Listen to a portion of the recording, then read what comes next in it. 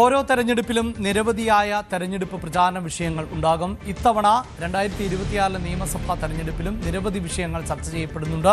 അതോടൊപ്പം ദേശീയ നേതാക്കൾ പ്രധാനമന്ത്രിയും രാഹുൽ ഗാന്ധിയും കേരളത്തിലേക്ക് എത്തിയപ്പോൾ ശബരിമല എന്ന വിഷയം വീണ്ടും ഉയർത്തിക്കൊണ്ടുവരുന്നുണ്ട്. പ്രേക്ഷകർക്ക് ഓർമ്മയുണ്ടാകും, കഴിഞ്ഞ തദ്ദേശ തെരഞ്ഞെടുപ്പിൽ രാഷ്ട്രീയ കേരളം ഏറ്റവും കൂടുതൽ ചർച്ച ചെയ്തത് ശബരിമലയിലെ സ്വർണ്ണക്കൊള്ളയായിരുന്നു. അവിടെ UDFന്റെ പ്രചാരണ ഗാനം, ഈ ശബരിമലയിലെ സ്വർണം കട്ടത് ആരപ്പ എന്ന് തുടങ്ങിയ ആ ഗാനം വലിയ തോതിൽ രാഷ്ട്രീയ ഭേദമന്യേ തന്നെ ചർച്ച ചെയ്യപ്പെടുന്ന ഒരു പശ്ചാത്തലം കൂടി ഉണ്ടായിരുന്നു. എന്നാൽ ശബരിമല വലിയ തോതിൽ തെരഞ്ഞെടുപ്പ് രാഷ്ട്രീയത്തിൽ ചർച്ചയായത് 2018 ശേഷം ആണ് എന്ന് നമുക്കറിയാം. അതിന് കാരണം 2018 ആണ് സുപ്രീം കോടതിയുടെ ഭാഗത്ത് നിന്ന് വളരെ പ്രധാനപ്പെട്ട ഒരു ഉത്തരവ് പുറത്തു വന്നത്. അതായത് എല്ലാ പ്രായത്തിനും പെട്ട സ്ത്രീകൾക്ക് ശബരിമലയിൽ പ്രവേശിക്കാം എന്നുള്ളത്. ആ കാലഘട്ടത്തിലടക്കം ഇടതുമുന്നണിയുടെ നിലപാടായിരുന്നു ശ്രദ്ധേയമായിരുന്നത്. യുവതീ പ്രവേശനത്തെ ഇടതുമുന്നണി അനുകൂലിക്കുന്ന സമീപനം സ്വീകരിച്ചു. അതിനെതിരെ വലിയ പ്രതിഷേധങ്ങൾ കേരളത്തിലുണ്ടായി. പക്ഷേ ആ പ്രതിഷേധങ്ങളെയും എതിർക്കുന്ന സമീപനമായിരുന്നു. ഒരു നവോത്ഥാന മുന്നേറ്റം എന്ന നിലയിൽ യുവതീ പ്രവേശനത്തെ അംഗീകരിക്കണമെന്നും അതിൻ്റെ പേരിൽ കേരളത്തിൽ വനിതാ മതിൽ അടക്കം സ്ഥാപിച്ച രാഷ്ട്രീയ സാഹചര്യം നമ്മൾ മറന്നു പോയിട്ടുണ്ടാകില്ല. അതിൻ്റെ ഒരു പ്രതിഫലനം ഉണ്ടായത് 2019 ലോക്സഭാ തെരഞ്ഞെടുപ്പിലായിരുന്നു. ആ തെരഞ്ഞെടുപ്പിൽ ആണ് ഇടതുമുന്നണിക്ക് കനത്ത തിരിച്ചടി നേരിട്ടത്. അതിനുശേഷം മാറി ചിന്തിക്കേണ്ടതായി വന്നു ഇടതുമുന്നണിക്ക് എന്ന് തന്നെയാണ്. അതായത് യുവതീ പ്രവേശനത്തെ അനുകൂലിച്ച ഇടതുമുന്നണി പിന്നീട് നിലപാട് മാറ്റുന്നു. മറ്റൊരു തെരഞ്ഞെടുപ്പ് പടിവാതിക്കൽ എത്തി നിൽക്കുമ്പോൾ ഇതാ ഈ വിഷയം വീണ്ടും സുപ്രീം കോടതിയിലേക്ക് എത്തുകയാണ്. സുപ്രീം കോടതിയിൽ നിലവിൽ നിലപാട് മാറ്റിക്കൊണ്ടുള്ള ഒരു സമീപനം ആണ് സർക്കാർ സ്വീകരിച്ചിട്ടുള്ളത് എന്നതാണ്. സുപ്രീം കോടതി വീണ്ടും യുവതീ പ്രവേശനവുമായി ബന്ധപ്പെട്ട ഹർജികൾ പരിഗണിക്കാൻ പോകുമ്പോൾ ആ ഹർജികൾ എങ്ങനെയാണ് കോടതിയിലേക്ക് എത്തുന്നത്, കോടതി വിശദാംശങ്ങളും ഒപ്പം അതിൻ്റെ തെരഞ്ഞെടുപ്പ് രാഷ്ട്രീയവുമാണ് നമ്മൾ പരിശോധിക്കുന്നത്. ആദ്യം 9 അംഗ വിശാല ബെഞ്ച് ആണ് ഈ വിഷയം പരിഗണിക്കാൻ പോകുന്നത് എന്നതാണ് എടുത്തു പറയേണ്ടത്. അതായത് ചീഫ് ജസ്റ്റിസ് സൂര്യകാന്ത് അധ്യക്ഷൻ ആയിട്ടുള്ള 9 അംഗ വിശാല ബെഞ്ചാണ് ശബരിമലയിലെ യുവതീ പ്രവേശനം സംബന്ധിച്ച 2018 സുപ്രീം കോടതി വിധി പുനഃപരിശോധിക്കേണ്ടതുണ്ടോ എന്ന് വിലയിരുത്താൻ പോകുന്നത്. നിലവിൽ 2018 വിധി തന്നെയാണ് നിലനിൽക്കുന്നത് എന്നതാണ് എടുത്തു പറയേണ്ടത്. അവിടെ യുവതീ പ്രവേശനത്തിന് വേണ്ടിയിട്ടുള്ള പ്രതിഷേധങ്ങൾ നടന്നതും അതിനിടയിൽ 2 യുവതികൾ ശബരിമലയിൽ എത്തിയതുമൊക്കെ നമുക്കറിയാം. പക്ഷേ പിന്നീട് അതിനെ പ്രോത്സാഹിപ്പിക്കുന്ന ഒരു നിലപാട് ഭരണകൂടത്തിൻ്റെ ഭാഗത്ത് നിന്നുണ്ടായിട്ടില്ല എന്നതാണ്. ഇവിടെ ഇതാ ചീഫ് ജസ്റ്റിസ് സൂര്യകാന്ത് തന്നെയാണ് അധ്യക്ഷനായിട്ടുള്ളത് 9 അംഗ വിശാല ബെഞ്ചിൽ. അവിടെ ജസ്റ്റിസ് BV നാഗരത്ന ആണ് ഒരു വനിതാ ജഡ്ജിയായിട്ടുള്ളത് എന്നതാണ് എടുത്തു പറയേണ്ടത്. ഒപ്പം justice MM Sundaresh, justice Hasanuddin Amanullah, justice Aravind Kumar എന്നിവർ ഈ ബെഞ്ചിന്റെ ഭാഗമാകുന്നുണ്ട്.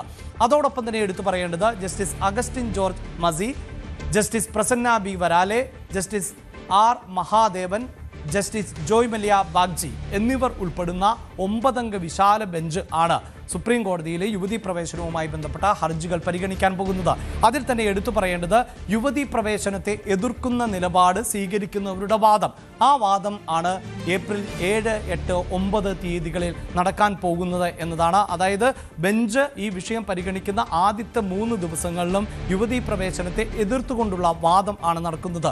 ഇതിൽ പ്രധാനപ്പെട്ടതാകുന്നത് കേരളത്തിൽ തെരഞ്ഞെടുപ്പ് നടക്കുന്നത് 9-ാം തീയതിയാണ് എന്നതാണ് എടുത്തു പറയേണ്ടത്. ഈ എതിർക്കുന്നവരുടെ വാദത്തിലേക്ക് സർക്കാർ കൂടി പങ്കാളിയാകുന്നു എന്നതാണ് ഇത്തവണ പ്രത്യേകത. മറിച്ച് നേരത്തെ, അതായത് പിണറായി വിജയൻ സർക്കാർ തന്നെ നേരത്തെ അനുകൂലിക്കുന്ന സമീപനം ആയിരുന്നു, യുവതീ പ്രവേശനത്തെ അനുകൂലിക്കുന്ന സമീപനമായിരുന്നു സ്വീകരിച്ചത് എങ്കിൽ കേരളം പോളിംഗ് ബൂത്തിലേക്ക് എത്തുമ്പോൾ രാജ്യതലസ്ഥാനമായ ഡൽഹിയിൽ പരമോന്നത കോടതിയിൽ യുവതീ പ്രവേശനവുമായി വാദം നടക്കുമ്പോൾ സർക്കാരിൻ്റെ നിലപാട് മാറിയിരിക്കുന്നു. 7, 8, 9 തീയതികളിൽ കേരളത്തിൽ വോട്ടെടുപ്പ് നടക്കുന്ന സമയത്തടക്കം വാദം യുവതീ പ്രവേശനത്തെ എതിർത്തുകൊണ്ടായിരിക്കും എന്നുള്ളതാണ്. ഇവിടെ ഇത് അനുകൂലിക്കുന്നവരുടെ വാദം അത് ഏപ്രിൽ 14, 15, 16 തീയതികളിൽ ആണ് നടക്കാൻ പോകുന്നത്. അതായത് ഈ സൂചിപ്പിക്കുന്ന പോലെ എതിർക്കുന്നവരുടെ വാദത്തിന് ശേഷം 3 ദിവസം അനുകൂലിക്കുന്നവരുടെ വാദത്തിന് വേണ്ടി അനുവദിക്കുന്നു. ഒപ്പം ഇതിനോടകം തന്നെ ഈ വിഷയവുമായി ബന്ധപ്പെട്ട നിലപാട് അറിയിച്ചിട്ടുള്ളവർ ആരൊക്കെ എന്നതാണ്. സംസ്ഥാന സർക്കാർ ഈ വിഷയത്തിൽ യുവതീ പ്രവേശനവുമായി ബന്ധപ്പെട്ട് ഇപ്പോഴത്തെ സർക്കാരിൻ്റെ നിലപാട് എന്ത് എന്നതാണ്. ആചാരങ്ങൾ സംരക്ഷിക്കപ്പെടണം എന്ന നിലപാടാണ് നിലവിൽ പിണറായി വിജയൻ സർക്കാർ ഈ ശബരിമല വിഷയത്തിൽ സ്വീകരിച്ചിട്ടുള്ളത്.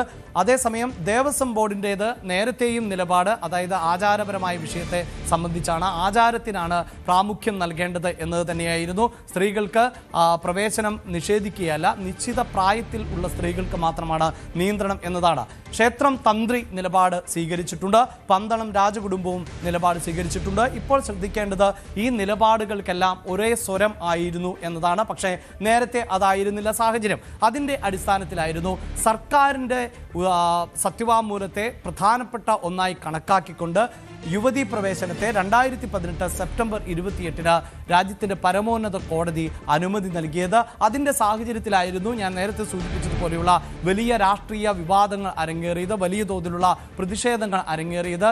സംസ്ഥാനത്ത് ഉടനീളം യഥാർത്ഥത്തിൽ ഈ ശരണമന്ത്രങ്ങൾ ഉച്ചരിച്ചുകൊണ്ടുള്ള ശരണമന്ത്രങ്ങൾ ചൊല്ലിക്കൊണ്ടുള്ള ഒരു പ്രതിഷേധത്തിന് നമ്മൾ സാക്ഷിയായതാണ്. പക്ഷേ അപ്പോഴും സർക്കാർ നിലപാടിൽ നിന്ന് പിന്നോട്ട് പോയില്ല എന്നതായിരുന്നു എടുത്തു പറയേണ്ടത്.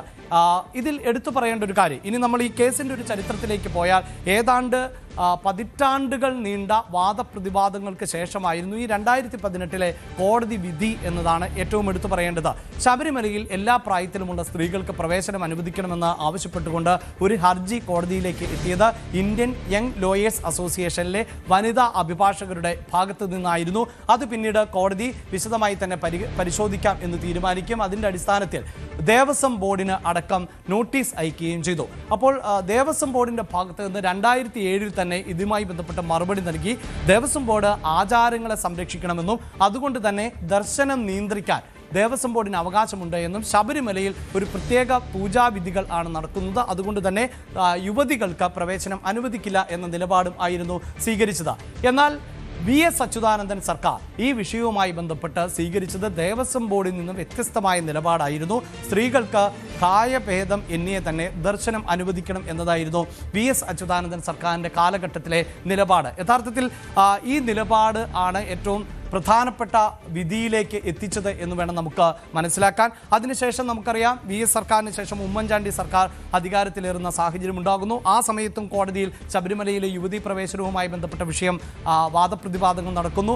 ആ സമയത്ത് സർക്കാർ നിലപാട് മാറ്റുന്നു. ആചാര സംരക്ഷണം നടപ്പാക്കണം എന്ന ആവശ്യം ആയിരുന്നു ഉമ്മൻചാണ്ടി സർക്കാരിൻ്റെ കാലഘട്ടത്തിൽ ഉണ്ടായത്. പക്ഷേ ഇതിൽ എടുത്തു പറയേണ്ടത് ഈ ശബരിമലയിലെ യുവതീ പ്രവേശനവുമായി ബന്ധപ്പെട്ട് ഉമ്മൻചാണ്ടി സർക്കാരിനേക്കാൾ കൂടുതൽ വാദപ്രതിവാദങ്ങൾ നടന്നത് ഒന്നാം പിണറായി വിജയൻ സർക്കാരിൻ്റെ കാലഘട്ടത്തിൽ ആയിരുന്നു. 2014 പിണറായി വിജയൻ സർക്കാരിൻ്റെ കാലഘട്ടം. അവിടെ UDF നൽകിയ സത്യവാങ്മൂലത്തെ സർക്കാർ തള്ളിക്കളയുകയാണ് ചെയ്തത്. അതോടൊപ്പം തന്നെ VS സർക്കാർ നൽകിയ സത്യവാങ്മൂലത്തെ സർക്കാർ പിന്തുണയ്ക്കുകയും ചെയ്തു. അതായത് യുവതീ പ്രവേശനം അനുവദിക്കണം, പ്രായഭേദമന്യേ എല്ലാവർക്കും അനുവാദം നൽകണം എന്ന നിലപാട് ആയിരുന്നു സർക്കാർ സ്വീകരിക്കുകയും ചെയ്തത്. ഇതിൻ്റെ അടിസ്ഥാനത്തിൽ ആയിരുന്നു സുപ്രധാനമായ ഒരു വിധി പ്രസ്താവം 2018 ഉണ്ടാകുന്നത്. അങ്ങനെ യുവതികൾക്ക് പ്രവേശനം അനുവദിക്കുന്ന സാഹചര്യം ഉണ്ടാകുന്നു. അതിനുശേഷം നടന്ന ലോക്സഭാ തെരഞ്ഞെടുപ്പിൽ ആയിരുന്നു കേരളത്തിൻ്റെ പൊതുസമൂഹം ശബരിമലയിലെ യുവതീ പ്രവേശനത്തിന് പൊതുവെ എതിരാണ് എന്ന പ്രതീതി സൃഷ്ടിക്കപ്പെട്ടത്. പിന്നീടാണ് സർക്കാരിനെ സംബന്ധിച്ചിടത്തോളം നിലപാട് മാറ്റേണ്ടതായി വന്നത്. ഇപ്പോഴിത് ഓർമ്മപ്പെടുത്തുന്നത് അടുത്ത ദിവസം തന്നെ സുപ്രീം കോടതിയിൽ ഈ ശബരിമലയിലെ യുവതീ പ്രവേശനവുമായി ബന്ധപ്പെട്ട ഏറ്റവും നിർണായകമായ വാദപ്രതിവാദങ്ങൾ ആരംഭിക്കുകയാണ്. അവിടെ നിലവിൽ സർക്കാരിന് നിലപാട് മാറ്റേണ്ടതായി വന്നിരിക്കുന്നു. ആചാര സംരക്ഷണത്തിന് പ്രാമുഖ്യം നൽകണം എന്ന തരത്തിലേക്ക് ഇപ്പോൾ സത്യവാങ്മൂലം സർക്കാർ മാറ്റി നൽകുന്നു. അതും ഒരു തെരഞ്ഞെടുപ്പ് ആസന്നമായിരിക്കുന്ന പശ്ചാത്തലത്തിലാണ്. അതുകൊണ്ട് തന്നെ സർക്കാർ നിലപാട് സ്വീകരിക്കുന്നവരുടെ കൂടി വാദം കേട്ട ശേഷം അന്തിമമായൊരു തീരുമാനം ഏപ്രിൽ 22 ഈ വാദപ്രതിവാദങ്ങൾ അവസാനിപ്പിക്കാൻ ആണ് വിശാല ബെഞ്ച് ഇപ്പോൾ തീരുമാനിച്ചിട്ടുള്ളത്. അതിനനുസരിച്ചായിരിക്കും ഈ യുവതീ പ്രവേശനത്തിൽ അന്തിമ തീരുമാനമുണ്ടാവുക. ഒപ്പം യുവതീ പ്രവേശനം അനുവദിച്ചാൽ അത് മറ്റു ദേവാലയങ്ങളിൽ, ഇപ്പോൾ ചില മുസ്ലിം ദേവാലയങ്ങളിൽ ഉൾപ്പെടെ ഇത്തരം യുവതികൾക്ക് പ്രവേശനം അനുവദിക്കാത്ത സാഹചര്യം ഉണ്ട് എന്നതാണ് എടുത്തു പറയേണ്ടത്. മറ്റു ചില മതവിഭാഗങ്ങളിലും ഇത്തരം പ്രത്യേകതകൾ ഉണ്ട്. ചില വിഭാഗത്തിൽപ്പെട്ട സ്ത്രീകൾക്ക് പ്രവേശനം നിഷേധിക്കപ്പെടുന്ന സാഹചര്യം, അതിനെ എല്ലാം ബാധിക്കാൻ പോകുന്ന സുപ്രധാനമായ വിധി പ്രസ്താവമായിരിക്കും വിശാല ബെഞ്ചിൽ നിന്ന് ഉണ്ടാകാൻ പോകുന്നത്. കൂടുതൽ വാർത്തകൾക്ക് News 18 Keralam YouTube channel subscribe ചെയ്യുക.